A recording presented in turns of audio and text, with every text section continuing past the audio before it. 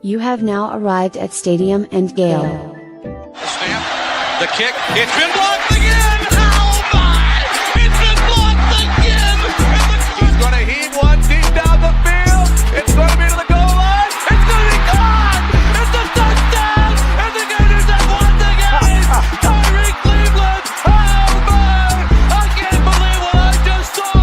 Dropping back to throw. Thompson fires the ball over the middle. It's Dory! It's Dory! Got a touchdown! Dory's got a touchdown! Oh my! Dory's got a touchdown! Hands it off to Harvin. He comes back. Say goodbye! Ahmad Black, in his final game as a Gator, takes it all the way home and sends Urban out a winner. You have now arrived at Stadium and Gale.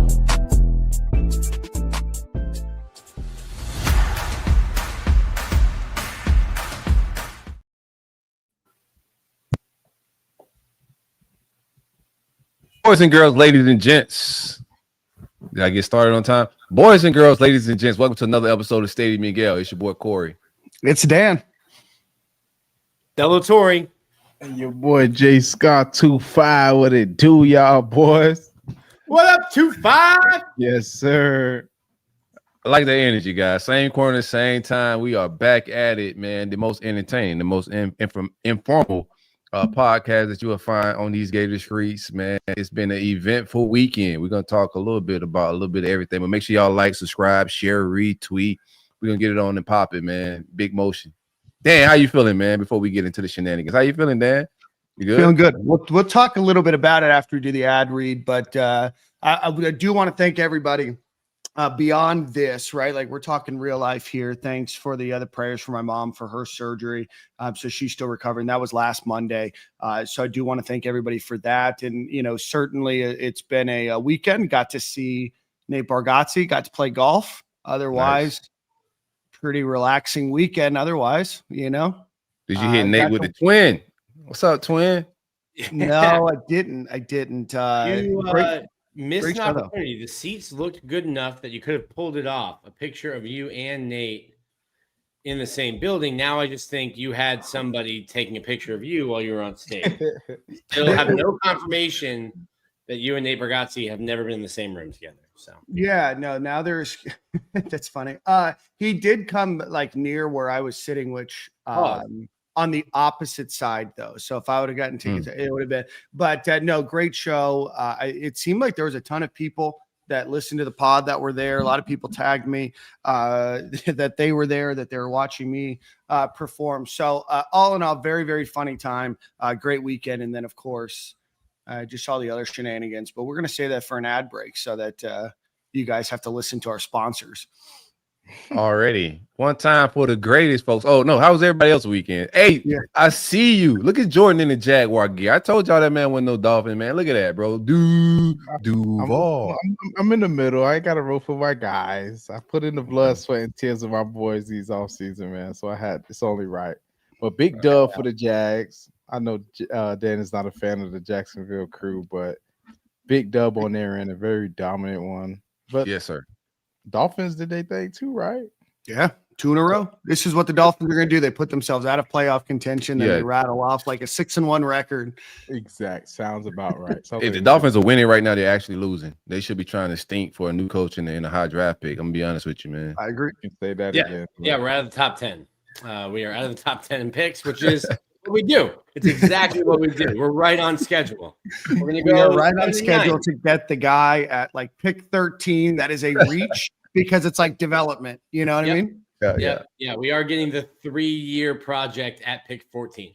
Yeah. And it's not going to work out. And then he's going to end up going to the Chiefs on like a 2-year, like $1 million contract. And he's going to become an all-world player. It's just how it works.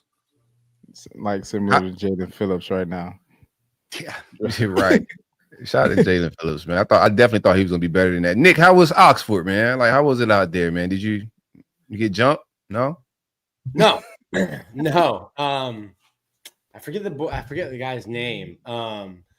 we go out Thursday night. I land Thursday, get down there. I'm with Ben Chase, Joe Stasio, with their significant others, and there's a guy who I just meet, and I get drunk, and I can tell that like I said something that got under his skin, and then just whatever altered state I was in, I was like, oh, let's just keep doing that.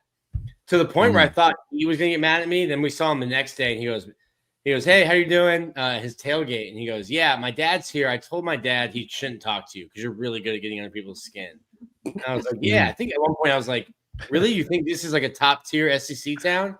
He's like, what's worse? He goes, what's worse than Oxford? And I was like, I think just Arkansas, just Fayetteville. And I got him hot. Oxford is a beautiful little town. I enjoy the square. It's like Paula Dean on level 11. Like if you turn Paula Dean up, it's just very southern. Very cute little town. Cute little stadium. You get it. It's not loud. They could add more seats, but there's only 20,000 people that live there in the town. Like outside of students. Yeah, 20,000. It's a lot smaller than I thought. Is that the smallest SEC town? Well, shout out to the. Speaking of getting into a fight, the breakfast or Saturday. What was their damn show called? Breakfast with the Gators. Breakfast with the Gators. Sorry, Jackson. Jackson's listening. He told me Fayetteville's nice. It certainly isn't. Thought they were going to get into a fight. Jackson's out there with a Lane Kiffin photoshopped in Florida Gator gear next to DJ Lagway t-shirt. The breakfast with the Gator boys were out hot, handing out tickets. I saw like a ticket that was like a ticket to the Lane train going to Gainesville. I'm a big proponent of you get back what you put out. And I think I even texted Jackson on Saturday. I was like, bro, you're trying to get into a fight today. You're actively looking for hands to be thrown today. But enjoyed. I like the energy. Enjoyed Oxford. Cool little town. Charging $140 to get into a college bar is insane. Gainesville does it too, man. Not that much, but $140 to get into get out of just a bar. Like nobody got naked or anything. No. Just well. That's crazy. I don't know. I didn't pay the $140. That's not what they were advertising. But I didn't pay to get in, so I don't know. Somebody got naked. Had to. I didn't do anything special. For the new listeners, I don't know if you knew the Stadium Miguel. We catch up on our lives before we get busy with the content. We'll get to it in a minute. Do anything special this weekend, Jordan? No, nothing too crazy. My wife actually was in Nashville for some event. I think it had to do with like Down syndrome or something like that. Some of the Marlins players and a couple of other MLB players did like an event up there. So she went up there and like did some stuff. So I was dad all weekend with the kids. But it was easy vibes, good vibes. Took them to the pool one day. Just get them out of the house and let them run around, let them get nice and tired. But boring old dad stuff, not usual. I watch the Gators, we know the story. I don't got the helmet on. Y'all know it's back there catching more and more dust week after week. So we'll see how it goes, man. Hopefully I get to put it on. If not, one more game. Just give me Thanksgiving weekend, but we'll get there one day. But I want to put on the helmet at least one more time for the season over. I think we got one more. In us. We'll see what's up, man. Florida State, like they still a little engine that could. They still chewing right now, but I think we're gonna put hands on them people. Let's get into it, man. One time for the great folks at Brun Insurance and Financial Services, man. Anything you need insured from the Panhandle to the Keys, my man Greg can take care of you. The best of the best in customer service. I've been a customer of Greg for every bit of 5, 6, 7 years. I lost count. But you're not going to get a call center rep. You're not going to get some random guy in a foreign country. You're going to get somebody in Greg's office to be able to take care of whatever needs you need as far as customer service and also with the sale of trying to, find a better quote. I'm pretty sure he can save you money. Visit bruninsurance.com or give him a call at 954-589-2204. Home, auto, life, motorcycle, RVs, boats, anything that has wheels, I'm pretty sure he can insure it. 954-589-2204. bruninsurance.com. Either way, I'm pretty sure he can save you some money. Tap in with my guy Greg. Absolutely. All right, guys. Well, let's get into it. You guys want to talk about the Ole Miss game? Is that what everybody's here for? Wait, what do you want to leave? I think we leave with the shenanigans, man. We get to the Ole Miss game. Yeah. No, we'll get to the Ole Miss game. Let's get to the shenanigans. So obviously a big part of the weekend was dealing with the potential blow up and then fallout of a series of nondescript tweets that I think took legs of their own. I would like to apologize for not maybe putting some guardrails. Can I set the stage? Can I set the stage a little bit here? Yeah. Yep. Okay. You're a good independent party. Yeah. Let me just set the stage for real quick, and we'll get into we'll let you break down the nuances of everything. So Friday, I'm just chilling. I'm having a great, magnificent day, just down in Miami. The weather's beautiful in Florida right now. In November, probably the best month of the year for me, weather-wise in Florida. Everything's just kicking. The breeze is perfect. Had been unplugged from the Twitter all day, all the internet shenanigans. I opened my phone. Before I got to Twitter, I got 10 texts. Hey, man, what's going on? Is this thing about to go down Sunday? I was like, what are they talking about? I go on Twitter, open up. I got a million notifications. Dan got the streets on fire. He's going triple platinum with the tweet. But Dan's kind of laid out on, some expectations for Sunday and whatnot. And I got it in the group chat. I just said, what the hell has Dan done? What is going on? He got the streets on fire. And Dan kind of laid it out in the group chat and also on message board that if it don't go down, I'm cooked. Pretty much. He knew what time it was a little bit. But you can lay out, a little bit more information on the tweet, the information you receive, etc. But from our group chat and Stadium and Gale perspective, we all were like, yeah, this could either be really good or it could get, turn into Gator Twitter real quick. It did. And there was a lot of personal attacks and a lot of people attacked my character and everything else. But, beyond that, first things first, we don't make the news, right? We don't make the hire. We try to report what we know. And so on Tuesday, Wednesday, and Thursday, it was well sourced to me a couple of things that Florida really likes their chances with Lane Kiffin, but also, and more importantly, that Ole Miss is putting a deadline on a decision that Lane Kiffin has to make. Now, I don't know what that actually means, right? You can say, hey, we have to know by the Egg Bowl, but then what? Are you going to fire him?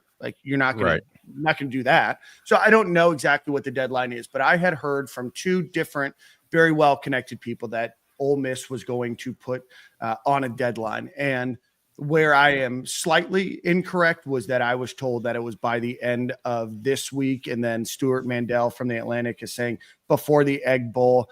I still maintain that was part of the news about Ole Miss needing a deadline and where Florida sat and being able to be put out by other news sources that Florida and Lane Kiffin were actively negotiating. Now you can say, well, no shit, Dan, we knew that.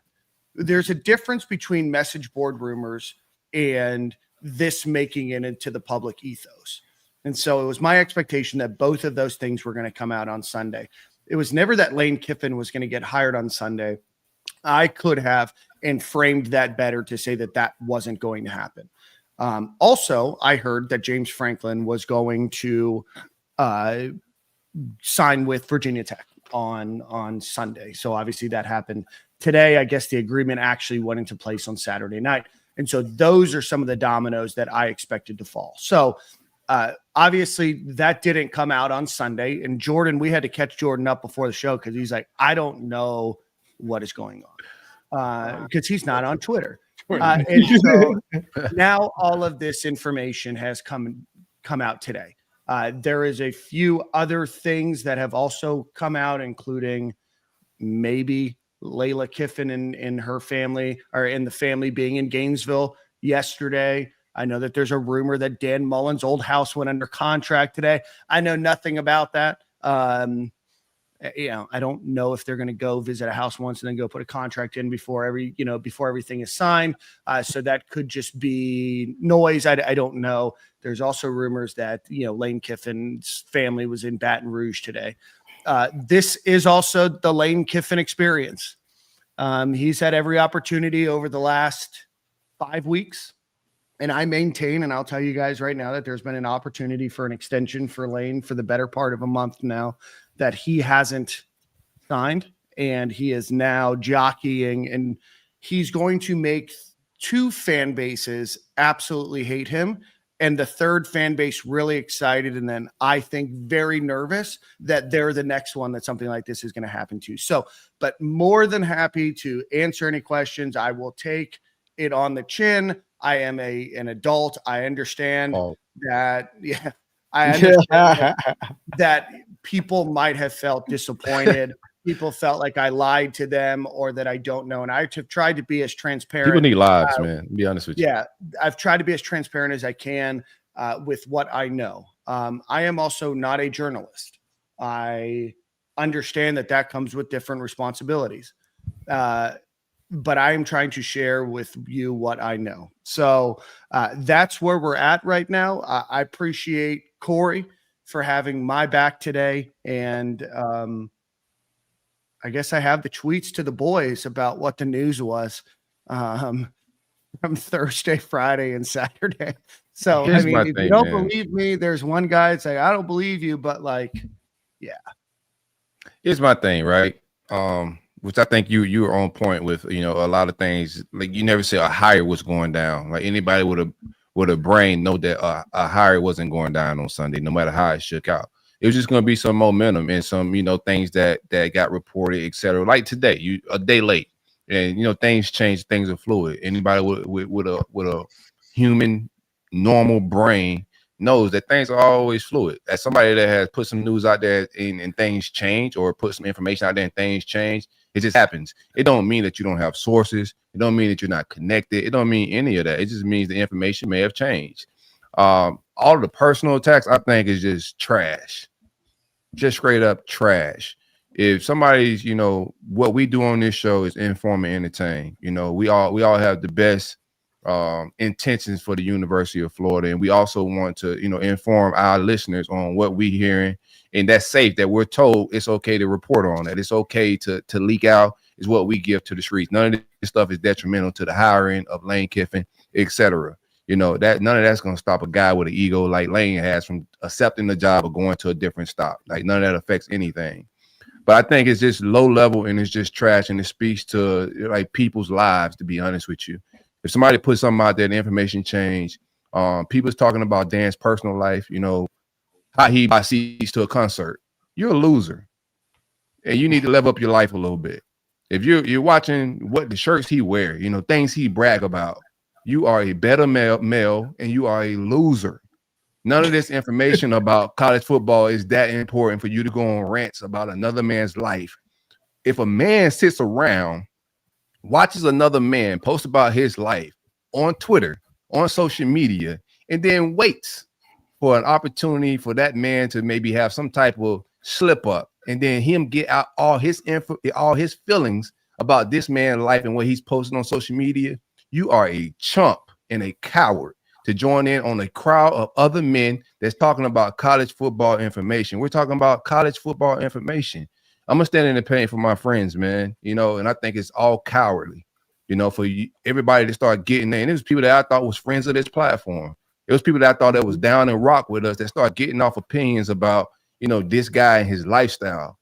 Up your lifestyle, bro. Don't get jealous of another man bragging about concert tickets that he got. Go make moves to be able to get yourself some better concert tickets, bro. And then post about it. But being a sucker, better male to complain about how another man lives over college football information, you're weak. And that's my rant. And we can conclude it and move on, but it's weak. Let me know who those people were offline. No need to give them publicity on a platform that's probably bigger than theirs. It's sad and disappointing because it was people that I thought I was friends with in real life, friends, internet friends, right? People that I've gone to tailgates with, people that we've gone out after tailgates and truly thought that there was maybe not a real life friendship, but like an acquaintanceship. That didn't tag, didn't say anything, didn't just got the jokes off. And I get it. Like, I will take it that I was early and that you guys don't have to believe me. But I also just don't understand why sharing this information caused such a detriment to your life, where you felt like you had to put me down for trying to share something that, like, everybody's jonesing for. Like everybody is foaming at the mouth for anything. And you try and like you learn a valuable lesson. And I certainly learned a valuable lesson about that information and shoring up tie lines and maybe not being cryptic or being a little bit more specific about things or trying to get ahead of something. But, you know, at the end of the day, like the personal stuff was really the only thing that bothered me. It's not the avatar tweets. It's not the, you know, the random FSU fan or Miami fan or Ole Miss fan. Like that stuff doesn't bother me. It was the people that I've broken bread with in real life that felt like this was a great opportunity. And like, it's humbling. It's like emotional. It's an emotional feeling to get dragged, not by random internets on the stranger, but by people that you thought were in your corner, only to find out that they were never in your corner, you know? I just think that's weak. If I got an opinion about a man, I'm gonna let him know, you know, when I have that opinion. I don't need a group of people to start clowning, you know, jump. And I've been in that same seat before, you know, when you think somebody's cool with you, and then the moment, you know, they could join in on the bashing you, they just hop in. You're like, whoa, I thought we was cool, brother. You know what I'm saying? That's to me is just I'm gonna keep standing on. I think it's cowardly, bro. It's college football information. It's just not that deep, you know. Mm-hmm. So I appreciate, I know there are a lot of people that wanted to hear what we have to say. You know, where Florida finds itself with Lane Kiffin is like very publicly out there. They are very much in negotiation. LSU is very much in negotiation. Ole Miss is very much in negotiation. This is about as public of a situation as that you're going to ever find in a coaching search. And like I said, two fan bases are going to feel, I think, hatred. And then the third is going to have, like, they're going to have a smile, but they're going to be, I think, I've been saying this in the entire times, like, he's trolling somebody, and now we know he's definitely trolling Ole Miss. I don't think he stays there. I think that the writing's on the wall for them. Mm-hmm. But I still feel good about where we at. Like Lane could absolutely do whatever. Like it could turn into real chaos. But I feel good where we at. I think the timeline of what you spoke on was pretty on point. You know, a day late. You know, and it's not even late. You know, it's kind of folding out as far as what we know. Like what the things you told us, it's all playing out.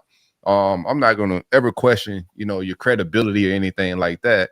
But I just knew that, like, when things can go wrong, they will go wrong, bro. Sure. So to go from being the hero, everybody's giving you love about, you know, breaking information is just a couple weeks ago. Like, you break the Napier thing, he's getting fired regardless, which went down. We won. They still fired him. And you get flowers. On the president, too. Correct. Yeah. People didn't even know what the damn president, what the name was. Dan threw a name out there. People were like, "Who the hell is that?" He's like, "It's gonna be your next president." Correct.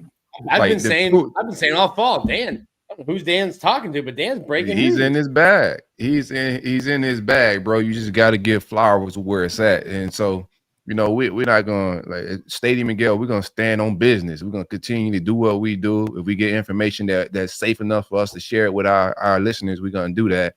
And we're going to see how everything unfolds with Lane. But I think we're in a good position. You know, they just beat us, and we'll talk about that game in a little bit. They beat us a day later or a couple of days later. That tweet, that was. Bro, I don't know where or what the file looks like with the folder that you have with just random memes, GIFs, and videos. Yeah, iCloud has definitely got me in the. Still got a tweet. And it's just like a dude in a Batman suit sitting alone in a parking lot in a torrential downpour. That's what it is like. You go from being a hero to being a loser quick. Oh my God. What a day. So I think Florida feels very confident still with Lane Kiffin. Nick's nodding his head along. For those of you listening on the podcast platform, Florida feels very confident. What that means, Florida's moving in silence. This has been very, very quiet. Getting information out of anybody is very hard. So Florida feels very confident. They feel like they've had some great conversations over the last couple of days, including one today, where they feel like they're ironing out some of the details that may be sticking points. But Florida feels confident. But with anything, like things can change, emotions can change, people can change. So I want to put an asterisk next to that, but Florida feels very confident today, and that's as of 2 hours ago. No doubt. That was the last time I had the conversation. So if you're like, well, what happened in the last 2 hours? Like nothing. That's just what happened at 5:17 or whatever. So that's where we're at. Anybody else?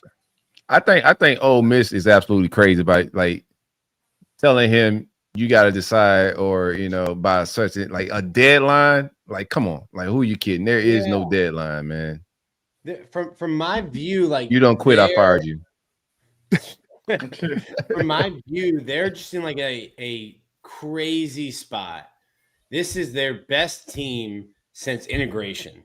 Mm-hmm. They won a national championship in 1960. This is their best team since integration in college football. And you're going to the last month, you've been hearing about how everyone's taking the coach who has given you this team. The timelines and the colleges have done this to themselves. The colleges and the TV money has done this to themselves. If Lane is still your coach and hasn't committed to you until for next year, you're going to go into the Egg Bowl, your Super Bowl, because that's the biggest thing in Mississippi. You're going to go into a playoff game, which, by the way, right after that first round, win or lose, the portal opens. And you, if I'm LSU, I need an answer. I need to know if I need to be searching for somebody. I need to know if you're going to be here, because we can't have a coach leave us while the portal's open. Like, we can't have that. So I get what LSU's doing, but also like if I'm the coach, what Ole Miss is doing. Sorry, what Ole Miss is doing. But if I'm the coach, I'm like, cool, dog, fire me. Pay me that buyout. And then I'll go become the highest paid coach while you continue sending checks bi-weekly. Like, sure, do whatever you want. But like, I get what Ole Miss has to do. Ole Miss has to try to figure out their future, because you can't go into, I mean, I don't think they're in the SEC championship game right now, but you can't go into that. And you'll have 3 weeks after the Egg Bowl, 3 weeks, a month more of this, if you don't have a commitment from Lane or a commitment of your future one way or the other. Lane's toxic, and if it goes down like this and they push him out the door, that just helps me, my portal, my early signing day, all of that shenanigans. So if it's us, I appreciate him being toxic. I'm probably hate it later when he's toxic to us, you know what I'm saying? But for right now, I'm with all the shenanigans, bro. Get that man into Gainesville, start recruiting, getting your staff together, all of that, bro. Push him out. And this is crazy times to be able to poach a playoff coach. Like, this is craziness. Yeah. This is the first time we've seen it happen.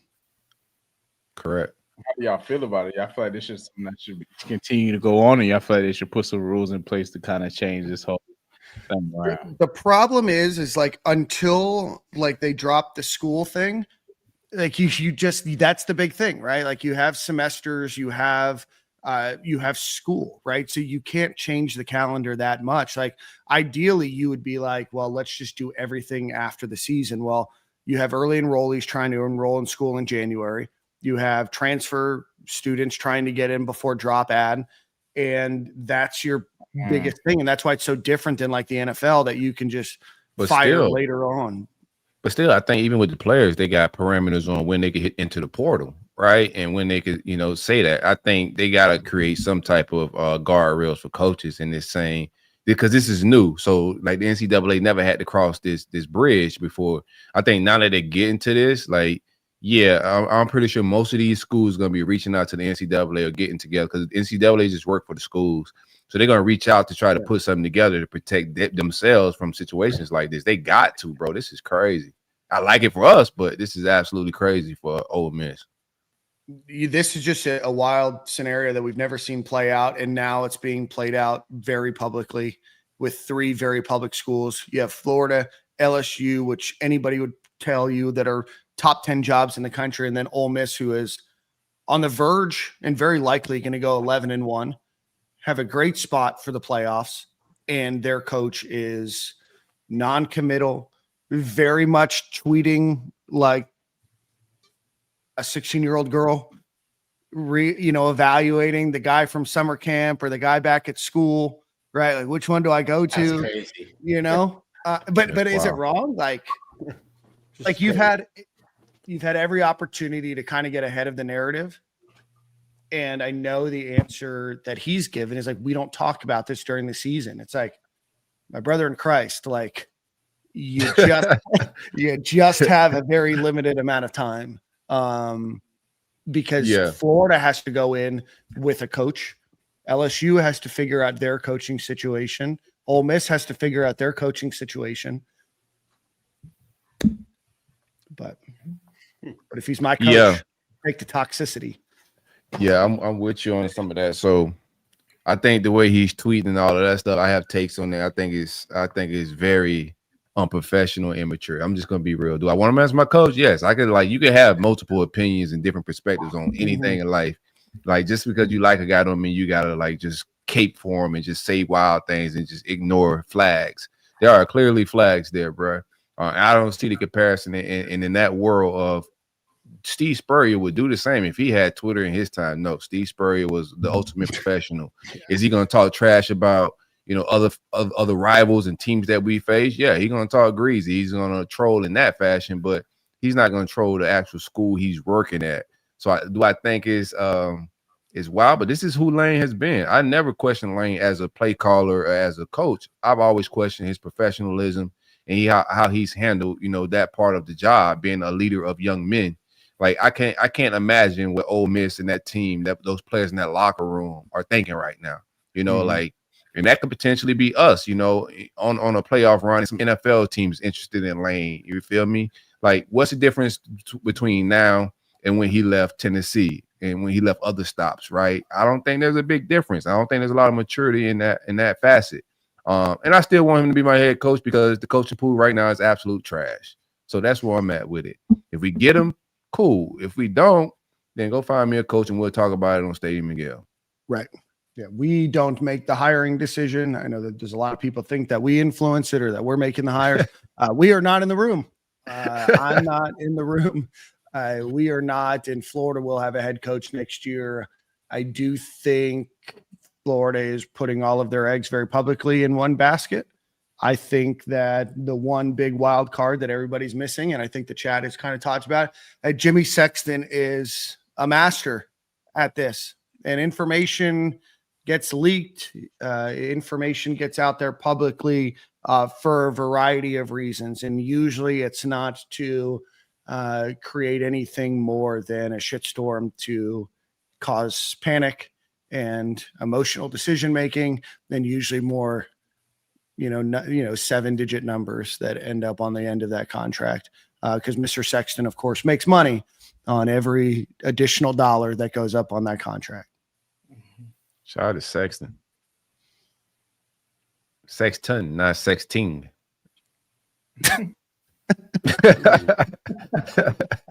Shout out to both. Like, that's your world, man.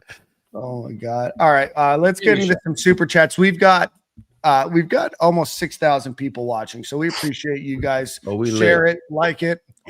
Dawson Jackson, new member. Appreciate you. Michael Sims, new member. Appreciate you. All right. This is Streets Cooking Dan brought more people, man. Shout out to the Streets for Cooking Dan, bro. I ain't gonna lie, bro. I was enjoying you getting cooked for a little minute there because you was feeling yourself, bro. You was walking around with your chest out a little bit. Everybody has a great plan, and until they get punched in the face, I think it's what Mike Tyson said. No doubt, bro. 6'5" King Dan, don't apologize for shit. Shout out to make fun. Where's your confidence level now with LSU? I think it's the same. Same. Again, that's where we're at. Dan needs his flowers and an apology been plugged. Another thing too, like we're not like I even provide some friction to when Dan brings the most positive news and the most confidence to our group chat, and I just remind everybody, even in the group chat, it was like, hey, we are getting this information from very positive and pro Gator people. Like, let's keep that in mind, right? So we provide resistance to each other, but it's been consistent. And as Dan is telling us things, as he leaves the show real quick, as he's telling us things, it's playing out. Like, the information is on point. and you guys don't get every single nugget that we get in the group chat, but things are playing out like to the T of what he's saying. So I get information as well from the agent side of things. I'm not sharing anything with you guys because I know the risk versus reward isn't much, right? If it's right, then everybody, yeah, go Silk, go Corey. If it's wrong, y'all ready to lynch me, for the lack of a better word. But nonetheless, we're not in the group chat, and we're not just backing Dan on any and everything he says, right? Man, but the information is definitely on point. Thank you. CD's 8 bits. If not Kiffin, who we've talked a lot about the names. What a name! I'll do it. Let's talk about the bio. I'll sign up.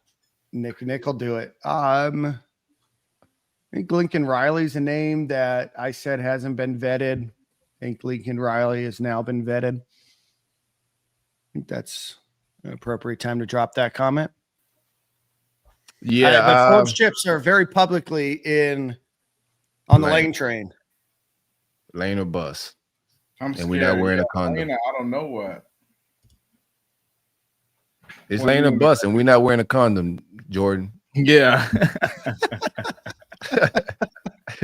We're going raw. We are going raw, man. It's playing out, bro. We'll see how it all plays out. On this one, Florida reporters too damn thirsty. Edgar shows up to Kiffin's post-press conference meeting. It comes off as desperate. Buddy, you don't care. Edgar. You don't care what Billy Gonzalez says after Florida loses to Ole Miss. Why would a reporter go there and not go to the only coach you've been talking about for 2 months? Like, what are you talking about? Edgar's going to get clicks, baby. Edgar's smart. He's the smartest guy in the room. Nobody was reading Billy Gonzalez quotes after losing to Ole Miss. Why would the reporter go to and talk to somebody you're not going to read about? Hey, Edgar, I wasn't familiar with your game, man. I like it, brother. Shout out to Edgar. For sure. Thompson's holding it down. Unrelated. We are unrelated. The Thompsons had a weekend, man. Oh man, Gators breakdown. Gator Dave, you're here. I saw Shelton was here earlier. What's up, gang? It's all gang, man. Gator Media, we all gang, man. It's all love, bro. Shout out to Dave. Yeah. I think to answer your question, there are a number of other candidates. I think seeing James Franklin take that Virginia Tech job. James Franklin was, and I don't want to use the word desperate. That's not the right word, but I'm struggling to figure out another word. He very much wanted the Florida job. I think he wanted the Florida State job, wanted the LSU job. He wants that big SEC job. He didn't get it.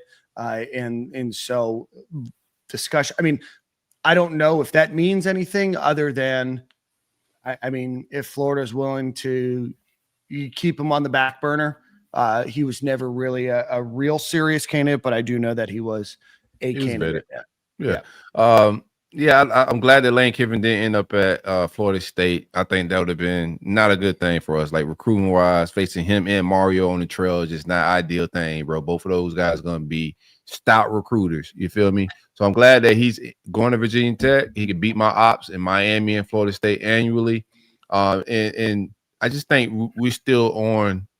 To me, this is not like any take or any information from a booster, admin, anything like that. But you know, as desperate or as bad as James Franklin wanted one of these jobs, for him to move on, he's got to know, and I think he's a Sexton's client as well, that the Florida job is a thing that's foregone. You know, and wheels are in motion for things to kind of happen a little bit here. And that's just my opinion and take on things, man. You'll see more dominoes start to fall.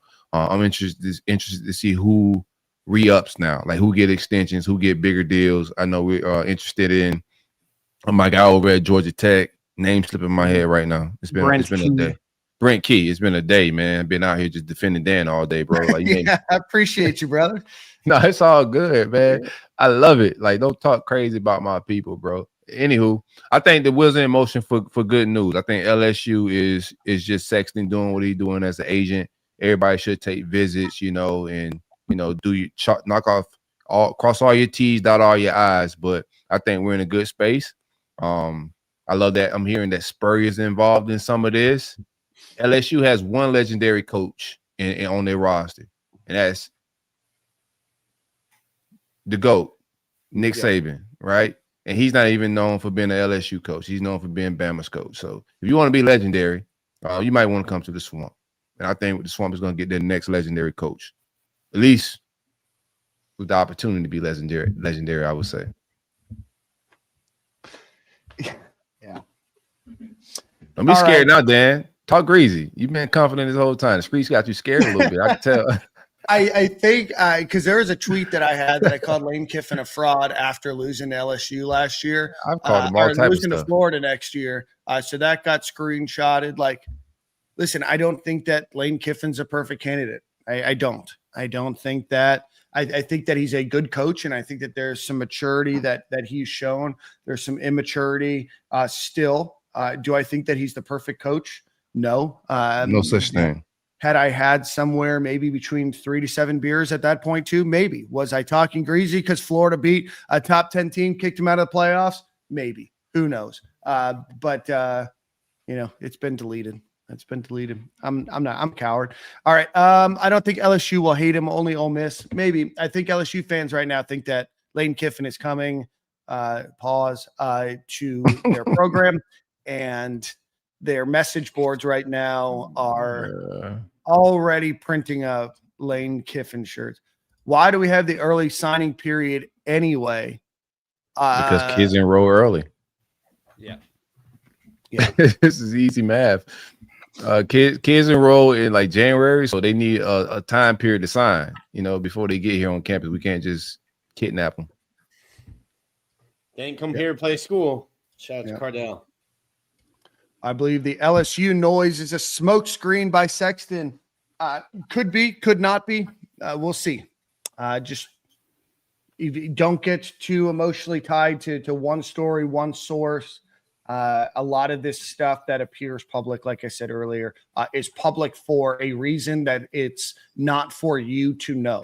It is some sort of jostling match or dick swinging contest between, hey, this is where we're at now. Like, what are you going to do to pull us back over?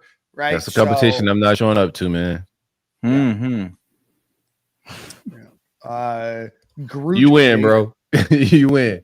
If that's hey, Corey, you want to come to a dick swinging contest? Nah, bro.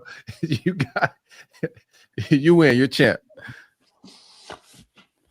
Let's see candidates now besides Lane. Now that Franklin's been hired, I think we kind of talked about it's the same kind of group of people. I think that there's some NFL people that Florida's looking at as well, and so I just you don't want to get there right now if you're Florida. Not that the options are bad or that you're assured that like somebody is going to be successful. Like there's a chance that Lane Kiffin, if he gets hired, is like not successful at Florida. And I think that that's a reality that we also need to accept, and that the emotional tweeting or like, hey, maybe I'm just going to go to the NFL, like that comes with it. So just, maybe plan B isn't bad. Plan B's helped a lot of people in life. I don't know. You gotta start like just laying out who the plan B is. Plan B worked out for me a couple times. Whoa, let me stop. Wrong show. Wrong show, man. This is a family show. Truth. This is a family show. Back to the family show, man. All right. Much love, Dan and Corey. Appreciate you rolling with Carlos. Keep them. Y'all keep coming from Dan. I'm pulling up like silk. Michael Sims, appreciate you. We are don't not do that, going to Michael. fight. We don't want to fight. It's not worth it. Don't do that, man. $2 for the Just for Men fund for Corey and Nick. I think you need to add me into that. Jordan's the only one here not rocking any grays. I earn these grades, bro. I'm rocking. Don't give me no Beijing. I don't want to color nothing. That's wisdom you see right there, bro. I want y'all to know, man. Like I'm one year away from being on the Uncle Ben's box. We gotta get a black man back on that box, and I'm almost, ready. They need another spokesperson. Uncle Silk Rice. This is for sure potentially the third 4-8 season that I've covered at Florida since I got here in 2013. That's why you're gray. I feel you. I'm gonna blame Florida. Yeah, the streets are saying that you're unplugged emotion wise, man. Like you're not plugged in. Yeah, that's what the streets were saying in our comments today. That I'm unplugged. Yeah, you like They say you're stat boy now. Stat boy? I don't even know what that means. That's what they just say. You just reel out the stats. Yep. You're corporate, bro. Like, it's okay to be corporate. Like, shit, you damn near on the staff, brother. Like, I get it, man. It's not that big of a deal. Whole different job now. It's a different lane. No pun intended. Yeah. I enjoy this lane more. That's true. Yeah. If you would have got this job like a few years ago, you'd have a few more black hairs in that beard. Probably not. Probably not. Oh my God! All right, go ahead, Nick. One second. Someone asked about Lincoln. Why would he want to leave SC? I think you signed up and went to the Pac-12 at USC, where you had to worry about Oregon and maybe Washington every once in a while. And now all of a sudden, to leave, though. He got fired. Now all of a sudden, no, he left Oklahoma and went to. Oh, Lincoln. I'm thinking Lane. My bad. Lincoln. Sorry, okay, Lincoln. got you. Now you're flying to Newark, New Jersey to play Rutgers at noon, which is 9 a.m. local time. And you're going up against Michigan, Ohio State, Penn State, and you still have Oregon and Washington. Small private school, doesn't have a ton, I don't know of. Doesn't have a ton for NIL. He's still recruiting his ass off. Great recruiting class right now, but sure. The job is certainly not what he initially signed up for. Yeah. You keeping the Lincoln Riley hive alive, Nick. Listen, buddy, the next time he has a good defense will be the first time he has a good defense. And I want you guys to know, I already see how angry you are tweeting about a 49-52 loss. I can already read the tweets 3 years from now. But like the offense will be fun. He's never had a defense, no matter where he's been. You just gotta get Will Muschamp, man. DJ Durkin. Be all right. The streets are saying you're wearing Billy Napier's old clothes. This shirt. Is. No, it's a Florida Victorious. Florida Victorious. Got a little logo on there. Okay. Billy, if you're listening, I don't know if you still tune in to Stadium Miguel, but I will accept all your black Florida gear for sure. What do you guys think about Billy at Georgia? Let's talk about that real quick. Enough of Lane Kiffin. Billy, pull up to Georgia. What y'all think, man? Let's get messy. I like mess. I think he grew up, knew Kirby when he was growing up. Their dads knew each other because they both coached ball in Georgia. I think he knows Bobo since he was a kid. And I think he went to go see his friends. Probably Kirby probably asked him about Texas. Probably see your friends that punched on you is crazy though. Like they ain't really like that bullied you for your recruits, that beat on you. I don't like Billy. I got a question, Billy's, and he's gone, so it really don't matter. But his competitiveness, bro, I cannot show up to a guy that just beat the snot out of me for the last 4 or 5 years. Just can't, even if we're friends. A couple weeks later, yeah, I can't do it. Shout out to Billy anyway. No more shout outs to Billy. No more shout outs to Billy. We did get a super chat. I think this will lead us right into the Ole Miss game here. Sorry if I missed this already, but when Lane comes, do you want him to bring Trinidad Chambliss, the quarterback that they have? Well, let's get into that. We've got 8,000 people watching, so this is pretty cool. Shout out to our friends over at Homefield Apparel. Use promo code Stadium and Gale, get you 20% off of your order. Whether you're a Florida fan, an Ole Miss fan, an LSU fan, a Miami fan, trying to hate watch, or a FSU fan hate watching, or just a hater hate watching, whatever it is, use the promo code, save yourself some money. It's the holiday season. Time to go get a shirt for you and your school. Over 100 different schools that are out there, and the Indianapolis Colts. So go check them out, homefieldapparel.com, Stadium and Gale at checkout. 20% off of your order, free shipping per email. So I'm not telling you to create another email, just letting you know that if you've used it once on one email, that's the only time that you can use it. So again, homefieldapparel.com, promo code Stadium and Gale, all one word. Trinidad Chambliss is a fifth-year senior. Even if he wasn't, like I just wanted the coach that could coach up Chambers, right? I just want Lane.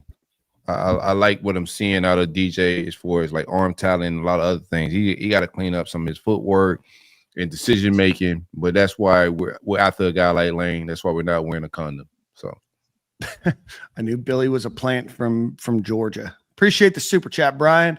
And then Benji Gator.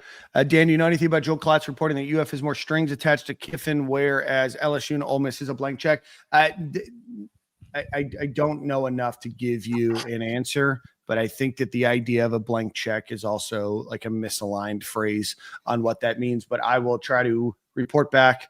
And if I know anything for certain, I'll let you know. If I don't, then I'll just share. Nobody has a blank check in any sport. But there's no such thing as a blank check as a football coach, especially with the way things are going. Florida has certain things that they want and expectations that they want and control and department structures that are set up. I do think that Florida is making everything competitive and giving as much as they can. Blank check. Nobody has a blank check. Nick Saban never had a blank check. Like this money got to be accounted for. It's got to be structured. We'll see how it all plays out. Like, shout out to Clack, everybody. Everybody's getting information. Everybody has, nuggets to drop. The timeline, how things are playing out. I just like where we sit at it. That don't mean we absolutely gonna get Lane Kiffin, but we all feel good about where we at. News and information to continue to drop. Back to like the quarterback thing. No, I think Lane's gonna eventually come in. We gotta talk about our game here a little bit. Yeah, but Lane's gonna come in. He's gonna look at our quarterback depth chart. He's gonna look at our quarterback recruiting class, and he's gonna have to make some hard decisions on that entire room. So I wouldn't get absolutely married to anything that's going on quarterback wise, because I think changes are going to be made. Watching what he did at Ole Miss, he got aggressive with bringing in guys to compete, bringing in multiple guys in the transfer portal. Like the way he views the quarterback room isn't in the normal, I would think, approach to the entire thing. So just let it all play out. I like our quarterback room, but it could shift and move fairly quick. Guys in it, and also the guys that committed to it. Absolutely. All right, let's get to the game then. Florida loses at 34-24, up 24-20 at halftime in what was DJ Lagway's probably best first half that he's had in SEC play, at least since the Kentucky game last year. Ole Miss holding Florida to just 103 yards of offense in the second half. Gators have the ball multiple times under a score left to go or under a touchdown left to go, and just struggled to move the ball in the second half. I don't know, what else to say there. Kewan Lacey from Ole Miss, their running back, goes for 224 yards on 31 carries, 3 touchdowns. That also set the single season record for Ole Miss. DJ Lagway, couple great passes. Great pass to J. Michael Sturdivant for a 57-yard touchdown pass. The defense looked pretty good at times. You get an interception from Jaden Woods. Trinidad Chambliss gets sacked a few times in this game. He hadn't been sacked much this season, and he had only thrown 2 interceptions. So to be able to do both and then still be on the losing side is tough. So Ole Miss moves to 8-0 at home, positioning themselves for a playoff opportunity. And then Florida's officially now eliminated from the bowl. So let's break down the game and kind of what your thoughts were, guys.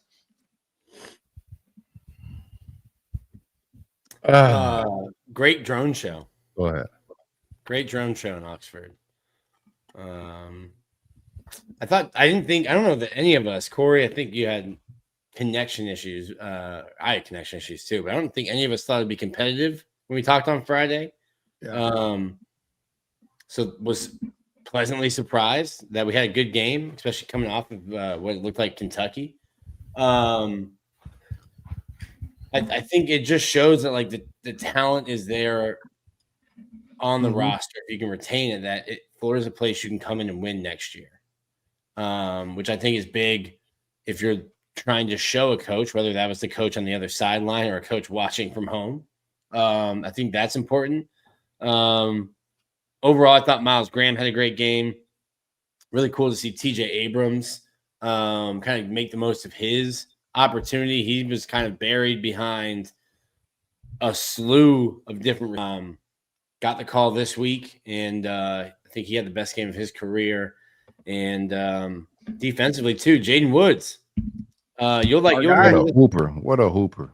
Jordan will remember this name. First true freshman to have a fumble recovery and an interception in the same season since Beauchamp? No. Marcus Roberson. Wow. Marcus Roberson. Shout out to Marcus, Stadium and Gale alumni.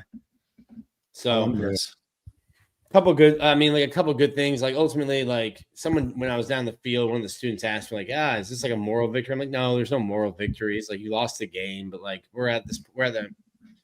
it's a lost season. You're 3-7. It is what it is. We've spent nearly as long without a head coach as you have with a head coach this year. And it's just kind of where we are. What's Billy Gonzalez writing down all the time? Jordan, you've been a coach. He's writing novels. Hey, he's journaling. Off plays maybe that they already ran or checked it or what, but I felt the same way. I'm watching them like he always has the pen open and on his little printout. Like, he's journaling, man. Do you journal? That has to be the call sheet. Okay, I get that. But what are you doing all this writing for? You ain't calling no plays. He's writing his autobiography. I thought the same thing though. Then when I kept seeing him putting the camera on him, he has the marker out, he's putting it back in. I'm like, what is this dude jotting down? Like, you ain't doing no rep counts. You the head coach over there. You shouldn't write down nothing. It was not mean spirited at all, but not every time, but probably 50% of the time he was writing something, and not just like a tick mark. It looked like he was. I'm like, well, I don't know what he got going on. Maybe just trying to look busy, Somebody say he's doing crossword puzzles, man. Yeah, writing down the Mortal Kombat fatality codes, crossword puzzle, Dear Diary.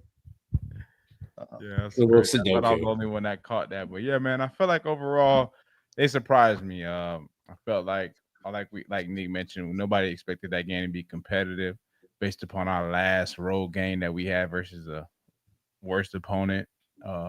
I think that kind of, like Nick said, shows the depth that we have on this roster. Like, we're down so many receivers, so many guys out hurt, and we're still managing to come and rise to the occasion and be able to compete with the potential playoff championship team, if you want to call it. So what? But I see a lot of good stuff in that, man. I feel like Lagway is slowly improving, but you can only see so much. I feel like with the system that he's in, I feel like I saw a lot of 12 again. I see a lot of tight ends on the field. That kind of felt like we kind of reverted back to that, because versus Kentucky, it wasn't working. Obviously, with some depth at receiver is probably another issue to why we ran more tight ends. But I would love to see some Nashawn Montgomery. I feel like we still have enough depth at receiver to kind of get the guys going. We're at this point of the season. Who cares? Like, you're fighting to go into the first bowl game that's going to kick off in December.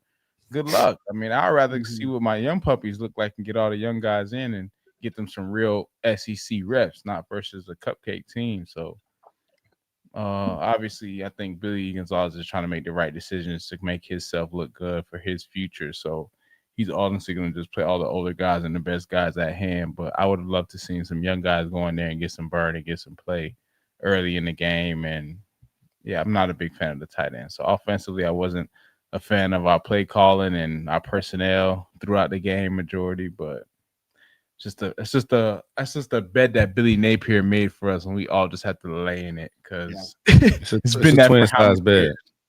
Yeah. It's an air mattress. Yeah. With no box spring. No box spring whatsoever. You might be laying on the box spring. I'm with you, bro. Like, first half show, like I like to see the fight. So these guys, like we were talking last week about if they quit, right? And they showed a little quit, I think in the game versus Kentucky. But those guys, I think Billy did a good job having them up for the assignment, at least in the first half.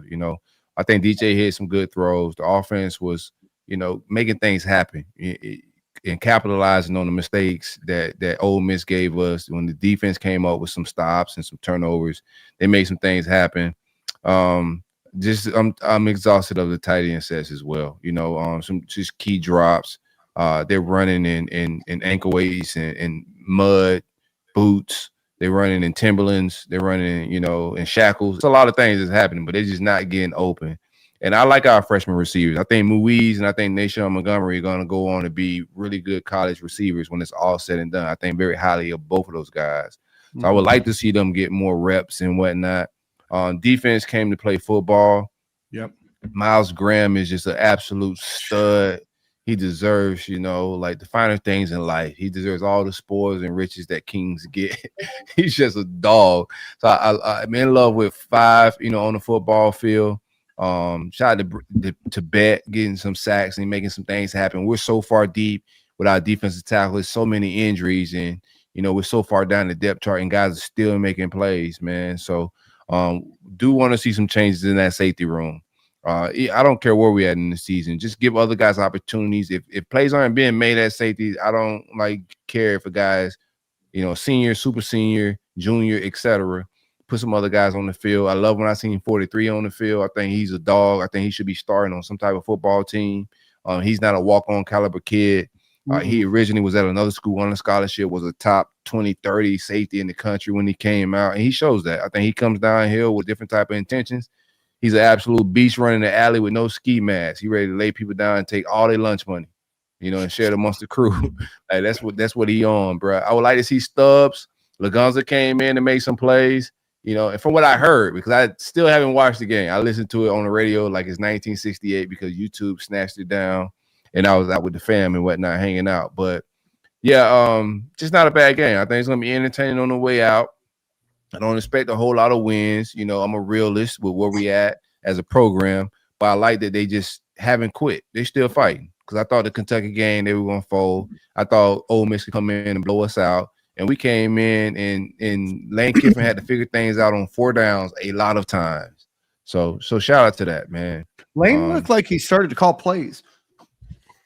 Certainly seemed a lot more animated, and I know he's always been very involved, so I'm not saying that he hasn't been, but he looked a lot more involved in what the offensive script looked like in the second half. And that could just be me not totally knowing. And I know Charlie Weiss has the ability to call plays. Charlie Weiss Jr. does over there, but it seemed like he was a lot more involved in the second half of calling some of those plays. But I could be wrong. I wouldn't be mad if he left Charlie Weiss in Louisiana. I say that. If he brought him, cool, but I wouldn't be mad if he did left him. Or Mississippi. What did I say? You said Louisiana. He can leave him there too. Yeah. Let's run down some of these stats. DJ Lagway, 16 for 32, 218 yards, 1 touchdown, 1 interception. What do you guys think? Corey, you didn't see it. So he broke out of the pocket, makes a sidearm throw to try to get a first down, would have extended the drive, or if the ball gets dropped, Florida's in field goal position to go get some points. Nick, obviously it ended up in an interception, or Jordan, you too, obviously ended up in an interception. Never going to be good when that happens, but oh man. That's rough. A sidearm throw, ball gets tipped back. I don't know if the pass would have gotten there even if it didn't get tipped. I think at that you just got to take care of the football and know the circumstances. You got to throw it out of bounds. Yeah. You got to throw it out. Unless you got a clear cut, way to move the sticks and to ways to put us in a better position. You got to have, you can't play hero football, even though I'm hearing it from even what I'm hearing. It's just hero football, and it's just not, fundamentally sound, smart, ball. We're going to be critical of DJ, and he just got to take better care of the football as a leader. That definitely changed the game. If you get 3 points there, or opportunity at 3 points, it's a different football game. Yeah, I like that. Some people saying he runs when he shouldn't, and I like that he's running more. Whether it's designed or family, I think. He was the number 1 dual threat quarterback coming out, and he has the mentality of I'll run it if I have to. It's not a first thought to run, but that's. It makes it easier for a running back. It makes it easier for receivers to get open. If you have to play, I say it all the time, if you have to play 11 hats on 11 hats, Jordan can say, if you have a quarterback who's a legitimate threat to run, it makes the running back's job easier. It makes everyone's job on offense easier, except for maybe a receiver who runs their route, then turns around and is oh, wait, he's running. He's running. Now I got to block. Yeah, 100%, though. Just even on a simple play, an inside zone. It's a little bit. I ain't gonna get too much into detail, but as a running back, when you're running inside zone, let's just say you're running to the right, the line is going to be pushing them that way. So your natural cut will be just a cut back to the left. But if you have a quarterback like DJ Lagway who can potentially pull the ball, now you have a little bit more space on that cutback lane because that defensive end has to honor that pull. So it's a lot more space to work with when you cut back versus if you got a quarterback who's not pulling the ball, that DN just going to crash down every time. Right. And really, you're not going to get that cutback as often. Now you're getting a 2-3 yard gain off inside zone where you can get like 5 for the defense just honoring DJ Lagway. But I do love that we had some more design runs since Billy's been fired. I don't know why we have been shying away from that. I guess because they're scared for him to get hurt. But it's football, baby. Let's use them. It's matter at this point. Yeah, I said there's no point in having a dual threat quarterback to not run them. Like that makes no sense.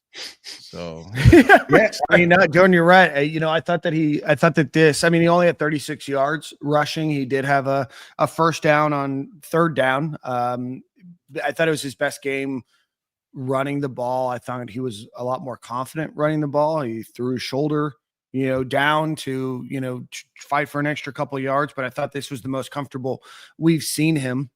He's second on the team with 36 yards. Jaden Ball, 61 yards.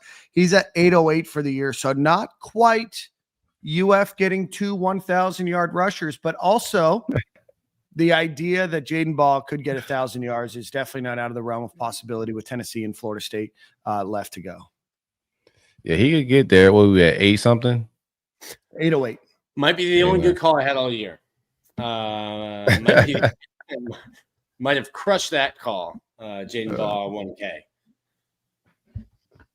1K. Tough season. There's bridge talk about Tampa that's got me confused in the chat. All right. Receiving, leading the team. TJ Abrams, 3 receptions, 76 yards, by far his best game. He stepped up. I did not quite understand throwing the ball to TJ Abrams on the corner fade to try to score a touchdown. I thought that you could have probably targeted somebody else, but that's not a slight at him. That's just the place call situation. But 76 yards for him. J. Michael Sturvin, 62 yards, 1 touchdown. Tony Livingston, 1 catch, 38 yards. Corey from the 2-yard line. They do a swing pass. Maybe that's not the correct term, but something like a swing pass to Tony Livingston, and my man just runs up the sideline. I thought he might have had it. I mean, he wasn't fast enough to go all the way downfield, but big shout out to Tony Livingston. Yeah, shout out to that, man. Yes, most time. Yeah, I didn't visually see it. I'm at the point of the season where I was devastated when they took it off. Right, I was watching it and then they just wiped the game off of YouTube, whatever. I'm not paying for YouTube either, so it's not like they did me wrong in any capacity. I just I was gonna say, I was like, YouTube and TV just came back. You meant like YouTube. Yeah, real YouTube, like really, I'm roughing it, bro. I'm not paying Russian streams of Southern college football. Yeah, but they had everybody else's up. Like I'm like, why y'all take down the game that I want to watch? Florida State was still up. It was just so many other games up, but they take down the game, and all they had was like the audio. I'm like, I am definitely gonna listen in, like regardless of how bad we are. At least gotta listen like it's 1968, bro. Who cares? But I didn't get to see the play calling, but it sounded like there was some here and there. We just ran out of plays from what it sounded like. 24 points in the first half. I felt good, I still felt good with having Lane stress out, having the Ole Miss fans stress out a little bit. But I can't really get into a lot of breakdowns and X and O's and who was making mistakes outside of what I was hearing. So I will say this, like Ole Miss, the fans, my goodness, Florida fans, y'all have been giving them hell for an entire stadium to be so pressed that at the end of a game, when you're beating a 3-win team, to start chanting, we want our own coach who's under contract to continue to be our coach who's still under contract. I was like, man, this is crazy. This is crazy. 61 Florida fans were definitely joining in on that chant too. We want them to. There were 61,800 people, and I think that chant united the entire stadium. Or whether you were in orange and blue or you were in red, united the entire stadium. I'm standing there down there at the end of the field, and they're chanting, "We want Kiffin." I'm like, that's crazy. He is under contract. Yeah, we do too. Yep. It's literally the definition of poverty. Jaden Ball, 16 yards receiving. Aiden Mizell, 14 yards on 3 catches. Nashawn Montgomery, 1 catch for 7 yards right on the sideline there. It was a good catch. And then Hayden Hansen, 2 catches for 5 yards. Our favorite. Yeah. Blocking gives up, or the offensive line in blocking gives up 0 sacks, 0 hits. Good job by the offensive line. 6 hurries and 6 pressures. Their defense. End the game with 5 sacks of Trinidad Chambliss. In this one, overall, Miles Graham, Corey, you mentioned, looked incredible. Jaden Woods, I think, played the most snaps that he has this season. He had 42. I thought Micah Boyru, I should get his name right. It's the end of his first year. And then Brendan Bett had a good game. Sharif Denson had a good game in this one. Looking at where we're at, 16 missed tackles in this one. And then, I mean, it was really in rushing, right? The rush defense just struggled mightily to allow over 200 yards, including a couple of long runs in this game. They just didn't have the horses to keep going. But yeah, Miles Graham is going to be an All-American one day. What a guy. What a guy. They just don't make him like that no more. Old school, traditional linebacker that run down hill with a lot of bad intentions. For sure tackler, good in pass coverage. Like, what a guy. Shout out You know Miles what, Graham. too, Corey? You probably didn't see this, or you didn't I didn't hear see that. it. But there was a play on the goal line where Miles Graham is down and he like gets kind of pushed over by Lacey, and then he continues to fight, and they ultimately make the tackle. It's not like he just gave up. He had the heart in it. There was just something magical about that play for him. And I'm not sure if that was one of the drives where Ole Miss scored because Florida stopped them under the 5-yard line twice. So I wasn't sure if that was that play, but Corey, you'd be really happy to have watched that play. You'd be very proud of Miles Graham. I might go back and watch just to get all happy, just for you, Dan. I want to get happy, so I could use some happiness. Did you watch it yesterday as the streets was cooking you? Did you just go watch Miles Graham just ball out? I feel better. No. Yesterday I had a great round of golf. Went out, watched some NFL. Yesterday was not that bad of a day. No, I watched the game from home. Normally I like to watch it out with some friends and whatnot, but sat here right on the couch and had a good viewing opportunity for this one. But, you know, I thought the defense fought, you know, the team fought. It wasn't enough. And like, how much more could you expect? You fired your coach, right? Like, it's still the same other coaches. It's still the same injury situation that you have. You still don't have development at certain areas. And it's like, this is who you have. And the fact that they were up 24-20 at halftime, like, I was about ready to go streaking in the quad, but I didn't have to do that. And fortunately didn't get arrested. Yeah, I had a fire win tweet cooked up. I just have not been able to get in my bag. This team has prevented me from getting in my bag after games. I think the last good one was the Texas one. I did want to talk about this, Dan. I was trying. They did not. I was down on the field. There was. I have a couple starred things to talk about the penalties. Yeah. So it happened. Did not like the penalties, man. I was standing next to like Kevin Camps, Tate Casey celebrating because it was definitely gonna be a penalty. I have not watched the game back again, and it might come as a surprise to you. The Ole Miss video people did not replay it on the video board. He got there early. So I only saw it live. They did not show it again on the boards, which tends to make me think it didn't look good for the home team. No. And people are wondering, was that a makeup call? There was a play call earlier in the game when Ole Miss kicked a field goal. They made it, and Tyreek Sapp pushed. Was it Tyreek Sapp that pushed the helmet off? Or I forgot who it was. I think Tyreek Saps was the offsides. His was the offsides. Yeah. That ended up. Yeah. I don't There know was who pushed the helmet. Brendan Bett or Makai Boyrow, but knocked off one of the offensive linemen's helmets during the play, and it probably should have been a first down. George Gums, thank you. George Gums knocked the helmet off. I think that there should be a rule that your helmet has to be like completely fastened, because the way and how quickly that came off, it didn't seem like maybe the helmet wasn't fully buckled, in which case maybe the penalty shouldn't be there. But was it a makeup call? Who knows? You don't know. It was definitely pass interference. He definitely got there early. Florida should have had a new set of downs, but like they also scored 0 points in the second half. So if you pick up a flag, then it's got to be clearly that it wasn't not a penalty. So if you throw a flag and then pick it back up and it's controversial, like what are we doing here? It looks like the fix is in. We've been dealing with a lot of just like gambling stuff with different sports and whatnot, and people being involved in it. But if you have a situation like that where it's a clear pass interference and you go pick the flag up, like I just think that's suspect. I don't know where we're trying to review things and whatnot, but I thought that was a very detrimental part of the game. Of course, the offsides was sap as well, but I think both of those plays were definitely game changers. Yeah. So what I heard, Lane Kiffin was loud. He was in their ear. He was pissed off, frustrated. Was it a makeup call? It could have been. You got to work the refs. It's a part of the gig, man. Yep. It sure Only is. squeaky wheel gets the oil. That's right. That's right.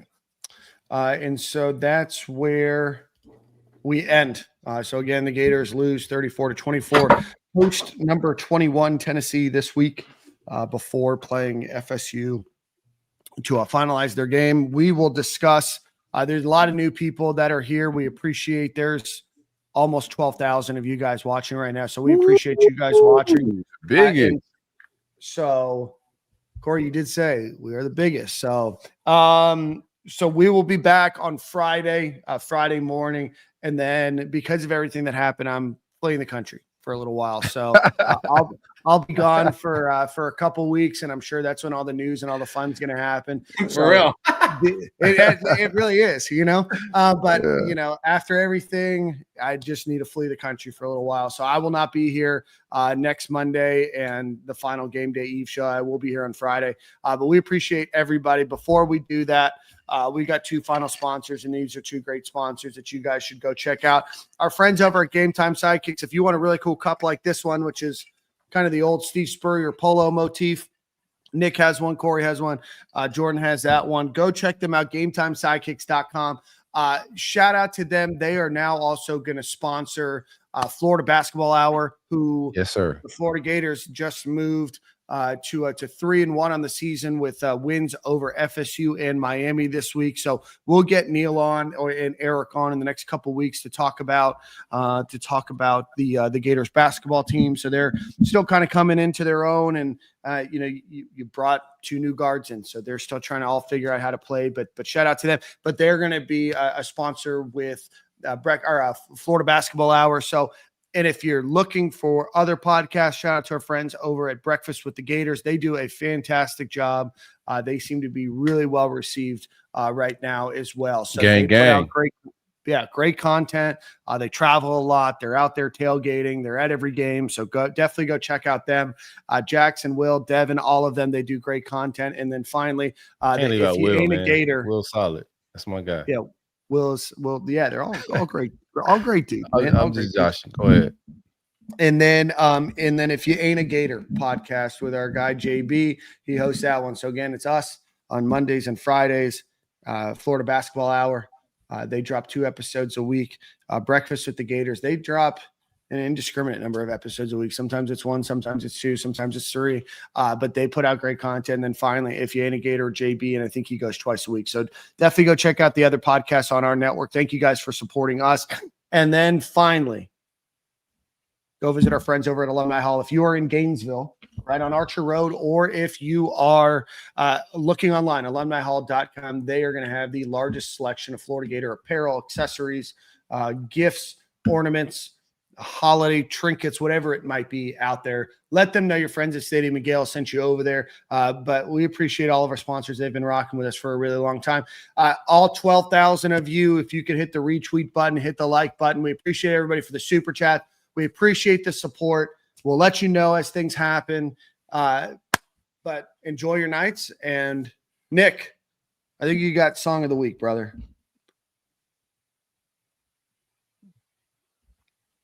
Not ready. Close it. Yep, He's not been ready. listening. I didn't let Nick know. Nick's been listening to some rubbish. What do you got, man, in that archive? What would you Old DMX. driving up this weekend? Like another Irish jig. This guy's not prepared, man. No, we're gonna go back to Teddy Swims. I've been listening to him still. The GOAT.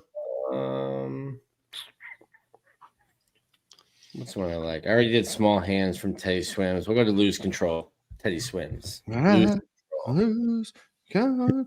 All right, boys. We'll see you at the same corner, same time on Friday. Thanks, everybody, for watching.